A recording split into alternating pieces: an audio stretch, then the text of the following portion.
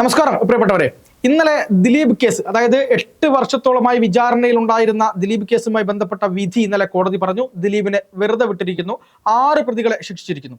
ഇതുമായി ബന്ധപ്പെട്ട് ചില കാര്യങ്ങൾ, അതായത് ഇതിനെ എതിർത്തും പ്രതികൂലിച്ചും അനുകൂലിച്ചും ഒക്കെ ഇന്നലെ വീഡിയോകൾ പല വിധത്തിൽ വന്നു. മാധ്യമങ്ങളിലൊക്കെ ഇന്നലെ ഒരു മരണവീടിന്റെ അവസ്ഥയായിരുന്നു, പൊട്ടിക്കരച്ചിലുകളായിരുന്നു, ശോകമുഖമായിരുന്നു. തങ്ങൾ വിചാരിച്ച അജണ്ട നടപ്പിലായില്ല എന്നുള്ളതും, അതുപോലെ തന്നെ സത്യസന്ധമായി താൻ പറയേണ്ട കാര്യങ്ങൾ ഈ വിധിക്ക് ശേഷം പറയുമെന്ന് പറയുകയും ഉറച്ചു വിശ്വസിക്കുകയും താൻ ഒരു തെറ്റ് ചെയ്തിട്ടില്ല എന്ന് പറയുകയും, ജോർജ് സ്പൂരം എന്ന് പറയുന്ന സിനിമയുടെ സെറ്റിൽ വെച്ച് വടക്കുംനാഥനെ സാക്ഷി നിർത്തി ദിലീപ് എന്ന് പറയുന്ന ആ നടൻ പറഞ്ഞു, ഞാൻ ഒരു തെറ്റും ചെയ്തിട്ടില്ല, വടക്കുംനാഥനെ സാക്ഷി നിർത്തിയാണ് പറയുന്നത് എന്ന് പറഞ്ഞ് ഞാൻ ഈ സത്യം തെളിയിക്കുമെന്ന് പറഞ്ഞ ദിലീപ് ഇന്നലത്തോടുകൂടി സത്യം പൂർണ്ണമായി തെളിയിക്കപ്പെട്ടിരിക്കുന്നു. അദ്ദേഹം തെളിയിച്ചിരിക്കുന്നു. അദ്ദേഹത്തിന്റെ കൂടെ ആരും ഉണ്ടായിരുന്നില്ല. അദ്ദേഹവും അദ്ദേഹത്തെ സ്നേഹിക്കുന്ന കുറച്ചാളുകൾ മാത്രമാണ്.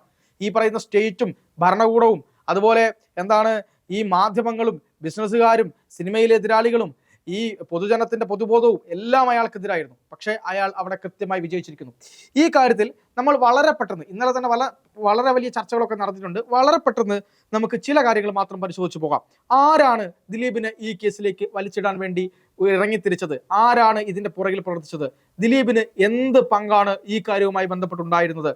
സത്യത്തിൽ ആളുകൾ ചോദിക്കുന്ന ഒരു പ്രധാന ചോദ്യമുണ്ട്. അതായത്, ദിലീപിന് ഈ കാര്യത്തിൽ പങ്കാളിത്തമില്ലെങ്കിൽ പിന്നെ എങ്ങനെയാണ് ഈ കേസിൽ പൾസർ സുനിക്ക് ഒരു ബോധോദയം ഉണ്ടായിട്ട് ചെയ്തതാണോ, ഇല്ലെങ്കിൽ എങ്ങനെയാണ് പൾസർ സുനി ഇക്കാര്യം ചെയ്തത് തുടങ്ങിയ ഒരുപാട് ചോദ്യങ്ങളുണ്ട്. അത് നമുക്ക് ഒന്നൊന്നായി പരിശോധിക്കാം. അതുപോലെ തന്നെ ഈ കേസിന്റെ പുറകിൽ പ്രവർത്തിച്ചത് ആര് എന്ന് ദിലീപ് പറഞ്ഞ ആളുകളിലേക്കടക്കം പോയിക്കൊണ്ട് നമുക്ക് ചില കാര്യങ്ങൾ നോക്കാം. അതായത് ഒന്നാമത്തെ കാര്യം ആളുകളെ തെറ്റിദ്ധരിപ്പിക്കാൻ വേണ്ടി പറഞ്ഞ കാര്യം എന്ന് പറയുന്നത്, മുൻപരിചയമില്ലെന്ന് പറഞ്ഞ പൾസർ സുനിക്ക് ദിലീപ് അയച്ച 1 ലക്ഷം രൂപ എന്തിനായിരുന്നു എന്നൊരു ചോദ്യമുണ്ട്. അതൊക്കെ ഈ സാമൂഹ്യ മാധ്യമങ്ങളിൽ കിടന്ന് കറങ്ങുന്നുണ്ട്. അതുപോലെ മുമ്പ് മാധ്യമങ്ങളിൽ വന്നതാണ്. എന്താണ് ഇതിന്റെ യാഥാർത്ഥ്യം?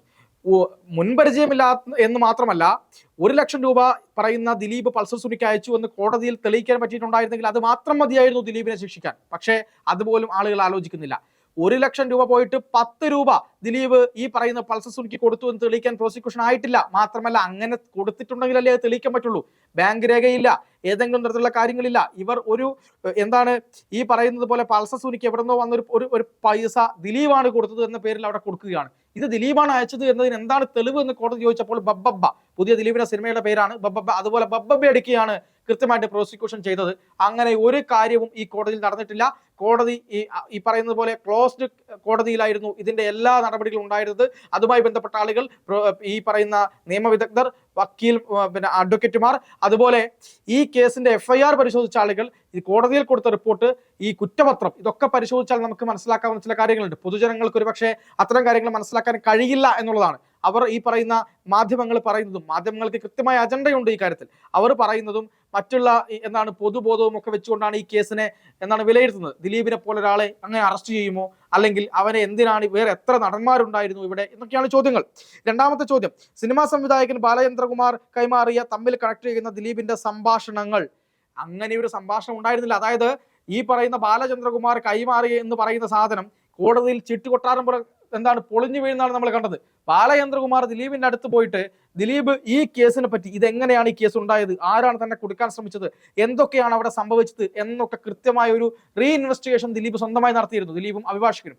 അതിന്റെ ഭാഗമായി നടന്ന സംഭാഷണങ്ങൾ എടുത്ത് കോടതിയിൽ കൊടുത്തു. അത് കോടതിയിൽ പൊട്ടി. കോടതി ചോദിച്ചു, ഈ സംഭാഷണത്തിൽ എന്താണ് പ്രശ്നം, നിങ്ങൾ ആ പ്രശ്നം പറയൂ എന്ന് പറഞ്ഞപ്പോൾ പറയാനാവുന്നില്ല. ഇത് റിപ്പോർട്ടർ ചാനലൊക്കെ എടുത്ത് വലിയ കാര്യത്തിൽ പ്രചരിപ്പിച്ചിരുന്നു. പക്ഷെ കോടതിയിൽ നിന്നില്ല. കോടതിയിൽ നിൽക്കാത്തതിന്റെ കാര്യം എന്ന് പറയുന്നത് അതിൽ ഒരു കാര്യവും ഇല്ലായിരുന്നു എന്നുള്ളതാണ് യാഥാർത്ഥ്യം. പിന്നെ ഈ ബാലചന്ദ്രകുമാറിനെ ഇറക്കിയത് ആരാണ് എന്ന് പറയുന്ന കാര്യത്തിൽ ചില പ്രശ്നങ്ങളും പലതരത്തിലുള്ള പ്രയാസങ്ങളൊക്കെ ഉയർന്നു വരുന്നുണ്ട്, പല കാര്യങ്ങളും ഉയർന്നു വരുന്നുണ്ട്. അത് ഈ ക്യാമറയ്ക്ക് മുന്നിൽ പറയാൻ ഇപ്പോൾ കഴിയാത്തത് കൊണ്ട് ഞാൻ പറയുന്നില്ല, പിന്നീട് അത് വെളിപ്പെടുത്താം എന്ന് വിചാരിക്കുന്നു.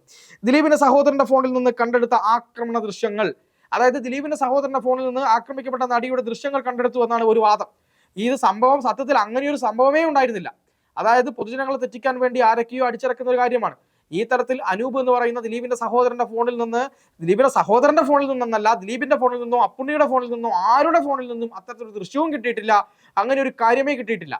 ഇതാണ് യാഥാർത്ഥ്യം. പക്ഷേ അത് വളച്ചൊടിക്കുന്ന രീതിയിലേക്ക് എത്തി. പ്രതിഫലം ആവശ്യപ്പെട്ട് പൾസർ സുനി ദിലീപിന് അയച്ച കത്ത്, അതിൽ നിന്നാണല്ലോ എല്ലാം തുടങ്ങുന്നത്. ആ കത്ത് എന്തിനായിരുന്നു എന്നുള്ളതാണ് പലരുടെയും സംശയം. അത് കോടതിയിൽ നിന്നോ എന്നുള്ളതാണ്. നമ്മൾ ആലോചിക്കേണ്ടത് പൾസർ സുനി പിന്നെ ഈ പറയുന്ന ജയിലിലെത്തിയിട്ട് പ്രിയപ്പെട്ട ദിലീപേട്ട എന്ന് പറഞ്ഞുകൊണ്ട് സുനി ഒരു കത്ത് എഴുതുന്നു. ആരെങ്കിലും വിവരമുള്ള ആരെങ്കിലും അങ്ങനെ ഒരു കത്ത് എഴുതുമോ? പോലീസിന്റെ സ്ക്രൂട്ടിനി കഴിഞ്ഞതിന് ശേഷം മാത്രമല്ലേ ആ കത്ത് പുറത്തു പോവുകയുള്ളൂ. ഇനി ആ കത്ത് ജയിലിൽ നിന്ന് എഴുതാൻ വേണ്ടി ഇവൻ ആര് പേനയും പേപ്പറും എത്തിച്ചു കൊടുത്തു എന്നുള്ള ചോദ്യമുണ്ട്. രണ്ടാമത്തത്, ആ കത്ത് എഴുതിയ സമയത്ത് ഈ സുനിയുടെ സഹതടവുകാരനെ കൊണ്ട് കത്ത് എഴുതിച്ചു എന്നാണ് പറയുന്നത്. ഈ രണ്ടുപേരെയും കോടതി വിളിച്ചു വരുത്തിയ ശേഷം ആ കോടതി കത്ത് പരിശോധിച്ചപ്പോൾ ഒരു വെട്ടലോ തെരുത്തലോ തെറ്റലോ ഇല്ലാതെ കൃത്യമായിട്ട് ഒരു സബ്ജക്ട് ബേസിൽ എഴുതിയ കത്താണത്.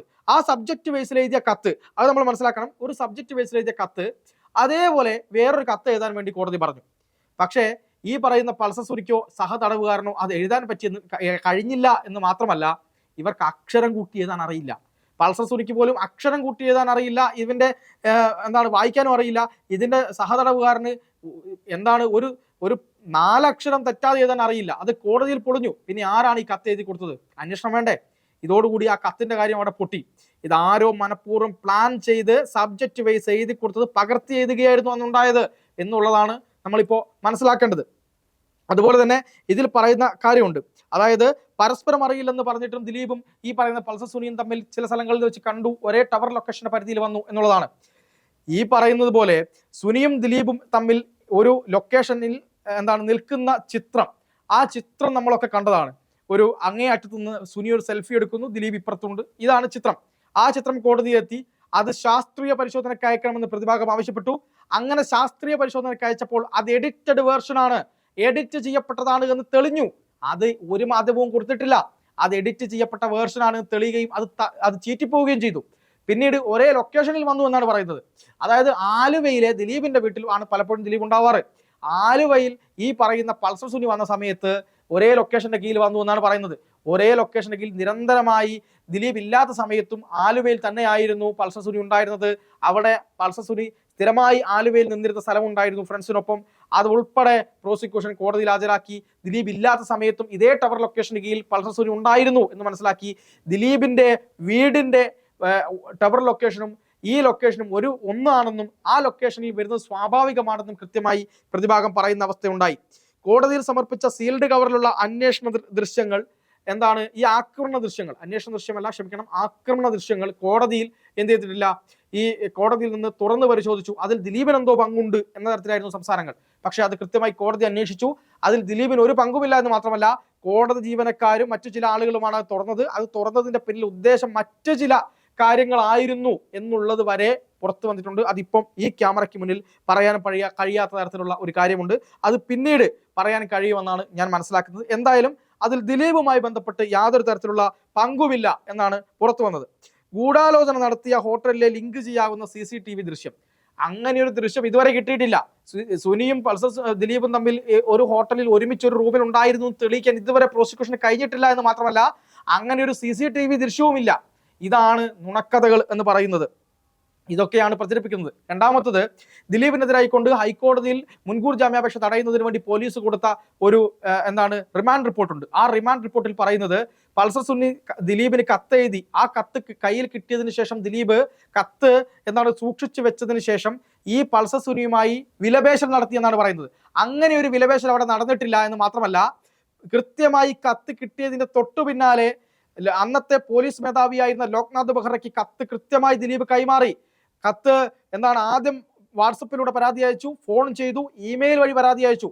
അതിനുശേഷം നിർമ്മാതാവ് എം രഞ്ജിത്ത് വഴി പരാതി കൊടുത്തു. തന്റെ ഷൂട്ടിംഗ് ലൊക്കേഷൻ, തിരുവനന്തപുരത്തെ ഷൂട്ടിംഗ് ലൊക്കേഷനിൽ ഷൂട്ടിങ്ങിന്റെ പൂജയുമായി ബന്ധപ്പെട്ട് നേരിട്ടെത്തിയ DGPക്ക് പരാതി നേരിട്ട് കൈമാറി. പക്ഷെ ഇത് മറച്ചു വെച്ചുകൊണ്ട് പോലീസ് കോടതിയിൽ കള്ളം പറഞ്ഞു. എന്തിനു വേണ്ടിയാണ് പോലീസ് കോടതിയിൽ കള്ളം പറഞ്ഞത്? ഇത് പ്രധാനപ്പെട്ട ചോദ്യമാണ്. ആ കള്ളം ഹൈക്കോടതിയെ വരെ തെറ്റിദ്ധരിപ്പിച്ചു. ഇത് വിചാരണ കോടതിയിൽ ചീട്ടുകൊട്ടാരം പോലെ പൊളിഞ്ഞു എന്ന് മാത്രമല്ല, ഈ പറയുന്ന ലോക്നാഥ് ബെഹ്റയുടെ മൊഴി പോലീസ് രേഖപ്പെടുത്തി, കോടതി ആവശ്യപ്പെട്ട പ്രകാരം രേഖപ്പെടുത്തിയത് കൊടുത്തത് എങ്ങനെയാണെന്നറിയാവോ? സീൽഡ് കവറിലാണ് കൊടുത്തത്. അത് പുറത്തു വന്നാൽ വലിയ പ്രശ്നമാണ്. മാത്രമല്ല മറ്റു ചില കാര്യങ്ങൾ കൂടെയുണ്ട്. ദിലീപ് അന്വേഷണ ഉദ്യോഗസ്ഥനെ വധിക്കാൻ ശ്രമിച്ചു എന്ന് പറഞ്ഞൊരു കേസ് ഉണ്ടാക്കി അതിൽ അറസ്റ്റ് ചെയ്യാൻ വേണ്ടിയുള്ള ചില നാടകങ്ങളൊക്കെ നടത്തി. പക്ഷേ അതും ചീറ്റിപ്പോവുകയാണ് ചെയ്തത്. അതായത് അന്ന് ദിലീപ് അന്വേഷണ ഉദ്യോഗസ്ഥനെ ഭീഷണിപ്പെടുത്തി എന്ന് പറയുന്ന സമയത്ത് ദിലീപ് മറ്റൊരു കോടതിയിലും അന്വേഷണ ഉദ്യോഗസ്ഥൻ വേറൊരു കോടതിയിലുമായിരുന്നു എന്ന് പ്രോസിക്യൂഷൻ കോടതിയിൽ തെളിയിച്ചു. അതോടുകൂടി കോടതി ചോദിച്ചു, എന്തിനാണ് ഈ നാടകം എന്ന് പ്രോസിക്യൂഷനോട് ചോദിച്ചപ്പോൾ മറുപടി പറയാൻ പറ്റാതായി പോയി. പിന്നെ ഈ കേസ് നീട്ടിക്കൊണ്ടുപോയത് ആരാണ്? ഈ പറയുന്ന അന്വേഷണ ഉദ്യോഗസ്ഥർ അവസാനം ഈ കോടതിയിൽ നിന്ന് ഒരു കാരണവുമില്ലാത്ത പ്രോസിക്യൂട്ടർ ഇറങ്ങിപ്പോകുന്ന അവസ്ഥയുണ്ടായി. അന്വേഷണ ഉദ്യോഗസ്ഥന് ഹാജരാകാത്ത അവസ്ഥയുണ്ടായി. ഈ കേസ് വന്നതിന് ശേഷം സുപ്രീം കോടതിയിൽ നിരന്തരമായി ഹർജിയുമായി പോയത് പ്രോസിക്യൂഷൻ ആയിരുന്നു. അതിന് തടസ്സ ഹർജി മാത്രമാണ് ഈ പറയുന്ന പ്രതിഭാഗം കൊടുത്തിട്ടുള്ളത്. അതാണ് യാഥാർത്ഥ്യം. പക്ഷേ ഈ പറയുന്ന മാധ്യമങ്ങളെല്ലാം കൂടെ അത് വളച്ചൊടിക്കാനാണ് ശ്രമിച്ചത്. രണ്ടാമത്തെ ഒരു പ്രധാനപ്പെട്ട കാര്യമുണ്ട്. അതായത് നമ്മൾ ആലോചിക്കേണ്ട ഒരു മെയിൻ കാര്യം എന്ന് പറയുന്നത്, പൾസർ സുനി ഈ കുറ്റകൃത്യം ചെയ്തത് ലാലിന്റെ വീട്ടിൽ അതിജീവിതയെ ഇറക്കി വിട്ടതിന് ശേഷം പൾസർ സുനി നേരെ പോയിട്ട് ഒളിവിൽ കഴിയുന്നു.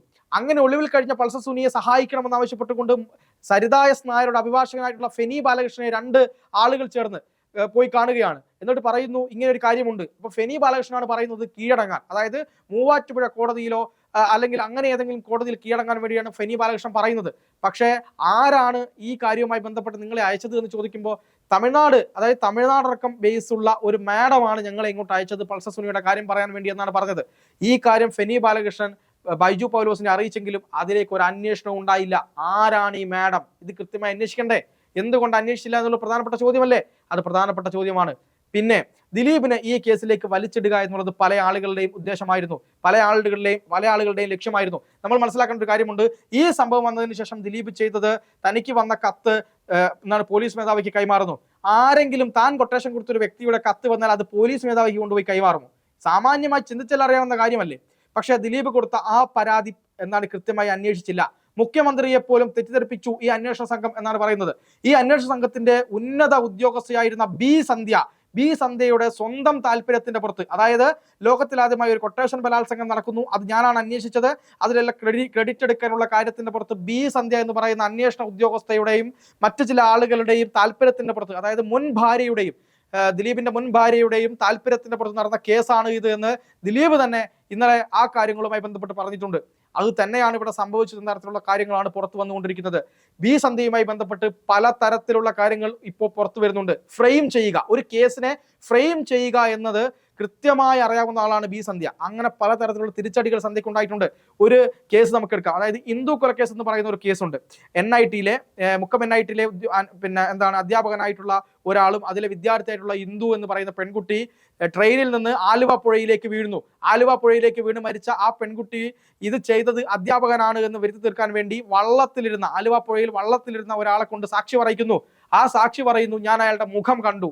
ഇത്രയും സ്പീഡിൽ ഓടുന്ന ഒരു ട്രെയിനിൽ നിന്ന് പുറത്തു വീഴുന്ന ഒരാളെ തള്ളിയിരുന്ന ആളുടെ മുഖം കണ്ടു എന്ന് പറയുന്നത് ഒരു ശാസ്ത്രീയ തെളിവിന്റെ അടിസ്ഥാനത്തിൽ വിശ്വസിക്കാൻ കഴിയില്ല. അത് കോടതിയിൽ പരാജയപ്പെടുന്ന അവസ്ഥ ഉണ്ടായില്ലേ? അത് ഫ്രെയിം ചെയ്ത ആരായിരുന്നു? പിന്നീട് തൃശ്ശൂരിലെ ഒരു കേസ് ഉണ്ടായിരുന്നു. തൃശ്ശൂരിൽ ഒരു ഷാപ്പ് മുതലാളിയുടെ ഷാപ്പ് റെയ്ഡ് ചെയ്തു. ആ റെയ്ഡ് ചെയ്തതുമായി ബന്ധപ്പെട്ട് കൃത്യമായ രീതിയിലായിരുന്നില്ല ആ റെയ്ഡ് ഉണ്ടായിരുന്നത്. ആ റെയ്ഡ് കൃത്യമായ രീതിയിൽ അല്ലാത്തത് കൊണ്ട് തന്നെ അത് വിചാരണ കോടതിയിൽ പരാജയപ്പെടുന്ന അവസ്ഥയുണ്ടായി. അപ്പൊ തന്നെ ജഡ്ജിനെ മാറ്റണമെന്ന് ആവശ്യപ്പെട്ടുകൊണ്ട് ബി സന്ധ്യയും അന്വേഷണ സംഘവും നേരെ എവിടേക്ക് പോയി? ഈ പറയുന്ന പ്രോസിക്യൂഷൻ, അതായത് അന്വേഷണ സംഘമല്ല, പ്രോസിക്യൂഷൻ എങ്ങോട്ട് പോയി? നേരെ ഹൈക്കോടതിയിലേക്ക് പോയി. ഹൈക്കോടതി തള്ളി. സുപ്രീം കോടതിയിലേക്ക് പോയി. സുപ്രീം കോടതി തള്ളി. ഇതേ സംഭവം ഇവിടെയും ആവർത്തിച്ചു. കൃത്യമായി ചില ചോദ്യങ്ങൾ വിചാരണ കോടതി ചോദിക്കുമ്പോൾ അതിന് മറുപടി ഇല്ലാതാകുമ്പോൾ നേരെ കോടതി മാറ്റണം എന്ന് പറഞ്ഞുകൊണ്ട് പോകുന്ന ഒരു രീതിയാണ് ഇവിടെ കണ്ടത്. ഇത് തന്നെയായിരുന്നു ഉണ്ടായിരുന്നത്. അതായത് കേസ് ഫ്രെയിം ചെയ്യുക, കേസ് കൃത്യമായി ഫ്രെയിം ചെയ്ത് താങ്കൾ ഇന്നയാളാണ് പ്രതി എന്ന രീതിയിലേക്ക് ഫ്രെയിം ചെയ്തിട്ട് ഒരു കേസ് ഉണ്ടാക്കുക. ആ കേസിൽ പിന്നീട് തിരിച്ചടി ഉണ്ടാകുമ്പോൾ നമ്മൾ നേരെ ജഡ്ജിനെ മാറ്റണം എന്നൊക്കെ പറയുക.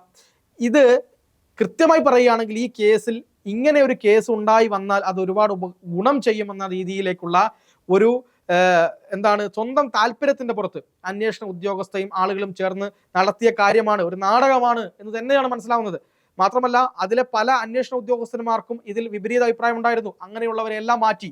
ചില സുപ്പീരിയേഴ്സിന്റെ കൃത്യമായ ഓർഡറുകൾ പാലിക്കാൻ ബാധ്യസ്ഥരാണ് പോലീസ് ഉദ്യോഗസ്ഥർ. അതുകൊണ്ട് തന്നെ പല ഉദ്യോഗസ്ഥർക്കും മനസ്സോടെ ഇതിന് നിൽക്കേണ്ടി വന്നു. ഇവിടെ ദിലീപുമായി ബന്ധപ്പെട്ട കാര്യത്തിൽ ദിലീപിന് ഏതെങ്കിലും ഒരു കേസിൽ ഒരാളെ പ്രതിയാക്കുകയാണെങ്കിൽ ആ പ്രതിയാക്കുന്നത് എങ്ങനെയാണ്? അതിന് ചില ചട്ടങ്ങളുണ്ട്. ഇന്ത്യൻ തെളിവ് നിയമം എന്ന് പറയും. ഇന്ത്യൻ തെളിവ് നിയമപ്രകാരം ഒരാൾക്കെതിരെ എത്ര വലിയ സംശയമുണ്ടെങ്കിലും അയാൾക്കെതിരെ കൃത്യമായ എവിഡൻസ് കിട്ടിയതിനു ശേഷം മാത്രമേ അറസ്റ്റ് ചെയ്യാൻ കഴിയുകയുള്ളൂ. പക്ഷെ ഇവിടെ അതല്ല സംഭവിച്ചത്.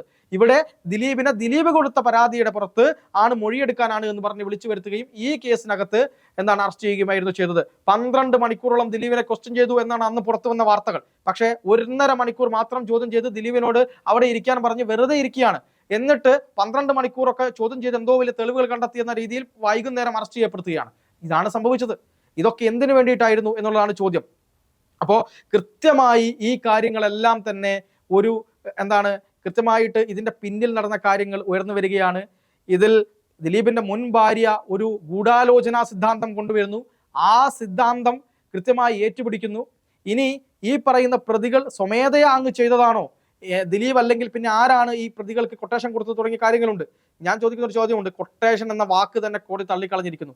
ഇവിടെ എന്തിനാണ് ബലാത്സംഗം ചെയ്യുന്നത്? ബലാത്സംഗം ചെയ്തതെന്ന് പറഞ്ഞാൽ ഏതെങ്കിലും തരത്തിൽ കൊട്ടേഷൻ ഉണ്ടായിട്ടല്ല, അവരവരുടെ നീഡ്, അതായത് അവനവന്റെ വ്യക്തി താല്പര്യവും സ്വാർത്ഥതയും ക്രൂരതയും കൊണ്ടാണ് ഒരു ആളെ ബലാത്സംഗം ചെയ്യുന്നത്. അത് സ്വന്തം ആവശ്യമാണ്. ആ ആവശ്യത്തിന് പുറത്താണ് ബലാത്സംഗം ചെയ്തത്. ഈ ബലാത്സംഗത്തിന് ശേഷം ഈ ദൃശ്യങ്ങൾ എടുത്ത് ആ അതിജീവിതയ്ക്ക് തന്നെ കൊടുത്ത് പൈസ ഉണ്ടാക്കാമെന്നായിരുന്നു ഇയാൾ കരുതിയത് എന്നാണ് ആര് പറഞ്ഞത്? രണ്ടാം പ്രതിയായിട്ടുള്ള മാർട്ടിൻ പറഞ്ഞത്. ഒന്നാം പ്രതിയുടെ വാക്ക് വേദവാക്യം പോലെ വിശ്വസിക്കുന്ന ആളുകൾ രണ്ടാം പ്രതി മാർട്ടിന്റെ വാക്കുകൾ എന്തുകൊണ്ട് എടുക്കുന്നില്ല? ഇതാണ് ചോദ്യം. അങ്ങനെ രണ്ടാം പ്രതി പറയുന്നുണ്ട് ഇത് അതിജീവിതയ്ക്ക് തന്നെ കൊടുത്തുകൊണ്ട് പണം ഉണ്ടാക്കാനായിരുന്നു പെരുമാറ്റം അല്ലെങ്കിൽ പദ്ധതി. പക്ഷേ അത് പി ടി തോമസിന്റെ ഇടപെടലോടുകൂടി വലിയ പ്രശ്നത്തിലേക്ക് വരികയും അങ്ങനെ പിന്നീട് അത് ദിലീപിലേക്ക് എത്തിക്കുന്നു. അതായത് ദിലീപിന് ഈ പറയുന്ന നടിയോട് അല്ലെങ്കിൽ അതിജീവിതയോട് വലിയ ദേഷ്യമുണ്ട് എന്നറിയാം. അതുകൊണ്ട് ആ കാര്യങ്ങളെല്ലാം അറിയുന്ന സുനി ഇത് അവിടെ കൊണ്ടുപോയി കൊടുത്തൊരു വിലപേശൽ നടത്തിയിട്ട് ഇത് പൈസ വാങ്ങാം എന്ന രീതിയിലേക്ക് അങ്ങോട്ട് പോകുന്നു. പക്ഷെ ദിലീപിനെയോ മറ്റാളുകളെയോ ആരെയും കാണാൻ കഴിഞ്ഞില്ല. ലക്ഷയിൽ പോയി കാവ്യ മാധവനെ കാണാൻ കഴിഞ്ഞില്ല. പിന്നീടാണ് മുങ്ങുന്നത്. ഇതാണ് സംഭവിച്ചതെന്ന് മാർട്ടിൻ കൃത്യമായി പറഞ്ഞിട്ടുണ്ട്. അതാണ് യാഥാർത്ഥ്യവും. അതാണ് കൃത്യമായ യാഥാർത്ഥ്യം എന്ന് പറയുന്നത്. പക്ഷേ ഇവിടെ ഇതൊന്നും കണക്കിലെടുക്കാതെ, യാഥാർത്ഥ്യങ്ങളെ കണക്കിലെടുക്കാതെയാണ് ഈ കേസ് ഇത്രയും നാൾ മുന്നോട്ട് പോയത്. മാത്രമല്ല ഒരു പ്രധാനപ്പെട്ട ചാനൽ മുതലാളി 5 കോടി രൂപ ആവശ്യപ്പെട്ടു ദിലീപിന്റെ കയ്യിൽ നിന്ന് ഈ കേസ് ഒതുക്കി കൊടുക്കാമെന്ന് പറഞ്ഞുകൊണ്ട്. പക്ഷെ ദിലീപ് പറഞ്ഞു സത്യം ജയിക്കും, ഞാൻ കോടതിയുടെ പുറകെയാണ്, കോടതിയിൽ ഞാൻ സത്യം തെളിയിക്കുമെന്ന് പറഞ്ഞു. അവസാനം 2 കോടിയെങ്കിലും തരൂ എന്നായി. ആ 2 കോടിയും കൊടുക്കാത്തപ്പോൾ ഒരു ചാനലിന് വലിയ രീതിയിലുള്ള പ്രശ്നം ദിലീപിനോടുണ്ടായി. അത് പിന്നീട് വലിയ രീതിയിൽ ദിലീപിനെ ആക്രമിക്കുന്നതിലേക്ക് എത്തി എന്നുള്ള വാർത്തകൾ വരുന്നുണ്ട്. അത് ഏതാണ് ആ ചാനൽ? ഇതൊക്കെ പുറത്തു പറയേണ്ടതാണ്. അടുത്ത ദിവസങ്ങളിൽ ദിലീപേട്ടൻ പുറത്തു പറയുമെന്നാണ് ഞാൻ വിശ്വസിക്കുന്നത്. ഒരു നേതാവിന്റെ മകൻ 7 കോടി രൂപ ദിലീപിന് സെറ്റിൽ ചെയ്യാൻ വേണ്ടി ആവശ്യപ്പെട്ടു. ഒരു പ്രമുഖ നേതാവിന്റെ മകൻ. എന്നിട്ട് ഈ കേസ് സെറ്റിൽ ചെയ്യാമെന്ന് പറഞ്ഞു. പക്ഷെ അതിനും ദിലീപ് നിന്നില്ല. ഞാൻ തെറ്റ് ചെയ്തിട്ടില്ല എന്നാണ് പറഞ്ഞത്. ഏതെങ്കിലും ഒരാൾ ചെയ്ത ഒരാൾ പോലീസിനെ മനഃപൂർവ്വം സ്വന്തം തനിക്ക് എഴുതിയിട്ടുള്ള ഒരു കത്ത് പോലീസ് മേധാവിക്ക് കൊടുത്തുകൊണ്ട് ഈ പണി വാങ്ങിക്കാൻ നിൽക്കുമോ എന്ന് സാമാന്യ യുക്തിയിൽ ചിന്തിക്കുന്ന ആൾക്കാർക്ക് മനസ്സിലാക്കാവുന്ന കാര്യം മാത്രമേ ഉള്ളൂ. രണ്ടാമത്തത്, ദിലീപ് അന്ന് ഈ പറയുന്ന മാതൃഭൂമിയിലെ വേണുവിനെതിരെയും മറ്റാളുകൾക്കെതിരെയും മനോരമയിൽ ഒരു ഇന്റർവ്യൂ കൊടുത്തു. ആ ഇന്റർവ്യൂവിലും കൃത്യമായിട്ട് പറയുന്നുണ്ട് എന്തെങ്കിലും തരത്തിൽ തെറ്റ് ചെയ്ത ഒരാളാണെങ്കിൽ മാധ്യമങ്ങളെ ചൊറിയാൻ പോകുമോ? ഒരിക്കലുമില്ല. പക്ഷെ ദിലീപിന് ഉറച്ച വിശ്വാസം ഉണ്ടായിരുന്നു സത്യം തന്റെ ഭാഗത്താണ്.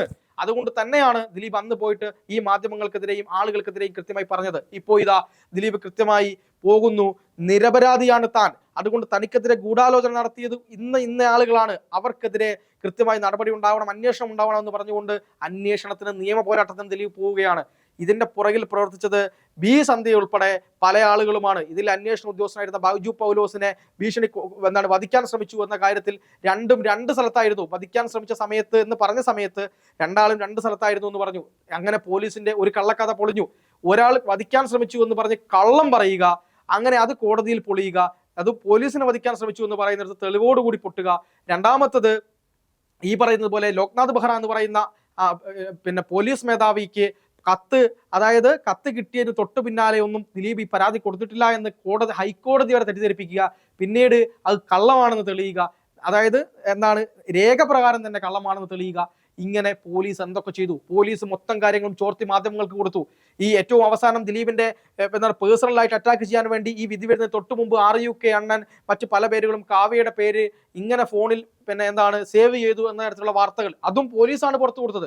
പ്രതിഭാഗത്തിന്റെ ഭാഗത്ത് നിന്ന് ഇതുവരെ ഒരു വാർത്തയും ചോർത്തി കൊടുത്തിട്ടില്ല. എല്ലാം കൊടുത്തത് പോലീസ്.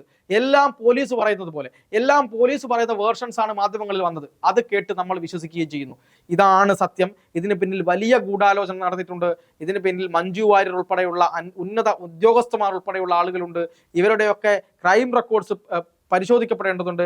മുൻപ് നടന്ന പല ക്രൈമുകളും എങ്ങനെയാണോ ഇവർ ഫ്രെയിം ചെയ്തെടുത്തത്, അല്ലെങ്കിൽ തന്നെ ഈ പറയുന്ന ഒരു അന്വേഷണ ഉദ്യോഗസ്ഥയുണ്ട്, ഉയർന്ന ഉദ്യോഗസ്ഥ, ഇവർ കേസ് ഫ്രെയിം ചെയ്ത് പ്രതികളെ സൃഷ്ടിക്കുന്നതിൽ വിദഗ്ധയാണ് എന്നാണ് ഇപ്പോൾ ആരോപണം ഉയർന്നു വരുന്നത്. അപ്പോൾ അങ്ങനെയുള്ള പല കാര്യങ്ങളും ഉണ്ട് ഈ കേസിനകത്ത്. അതുകൊണ്ട് ഇതാണ് സത്യം, ഇതാണ് യാഥാർത്ഥ്യം. അല്ലാതെ ദിലീപ് എന്ന് പറയുന്ന നടനെതിരെ ഒരു ഒരു ഒരു തരിയുടെ തെളിവ് പോലും ഇല്ലാതെയാണ് കോടതിയിൽ പോയത്. കോടതി അതെടുത്ത് തോട്ടിൽ കളഞ്ഞു. എന്നിട്ട് കോടതിക്കെതിരെ പ്രചാരണം നടത്തുകയാണ്. നാണമുണ്ടോ ഇവന്മാർക്ക് എന്നാണ് ചോദ്യം. കാരണം ബഹുമാനപ്പെട്ട കോടതിയിൽ അവർ പറഞ്ഞ ജഡ്ജിനെ വെച്ചു കൊടുത്തു. ജഡ്ജിന് പിന്നീട് കുറെ സംശയങ്ങൾ തോന്നി. ഈ പറയുന്ന പ്രോസിക്യൂഷനോട് ചില ചോദ്യങ്ങൾ ചോദിച്ചു. അത് പ്രോസിക്യൂഷൻ ഇഷ്ടപ്പെട്ടില്ല. ഉടനെ ജഡ്ജിനെ മാറ്റണമെന്ന് പറയുക, ജഡ്ജിനെ വൈകാരികമായി തളർത്താൻ ശ്രമിക്കുക, മാധ്യമങ്ങളിലൂടെ തളർത്താൻ ശ്രമിക്കുക, കുടുംബത്തെ എടുത്ത് ആക്രമിക്കുക. എന്തൊക്കെയാണ് ഇവിടെ കണ്ടത്? നീതിന്യായ വ്യവസ്ഥയിൽ വിശ്വസിക്കുന്ന ഓരോ ആളുകളെയും ഇല്ലാതാക്കാനുള്ള ശ്രമമാണ് ഇവിടെ മാധ്യമ വിചാരണയിലൂടെ ഇവിടെ നടന്നത്. എന്തായാലും ദിലീപിന്റെ ഭാഗത്താണ് ന്യായമെന്ന് ഭേദമന്യേ ഇവിടെ തെളിഞ്ഞിരിക്കുന്നു. അതുകൊണ്ട് തന്നെ ഇനി വരും നാളുകളിൽ കടുത്ത നിയമ പോരാട്ടത്തിന്റെ, അതായത് ഈ ദിലീപിനെതിരെ കൊടുക്കാൻ ശ്രമിച്ച ആളുകൾക്കുള്ള കടുത്ത നിയമ പോരാട്ടത്തിന്റെ നാളുകൾ തന്നെയായിരിക്കും.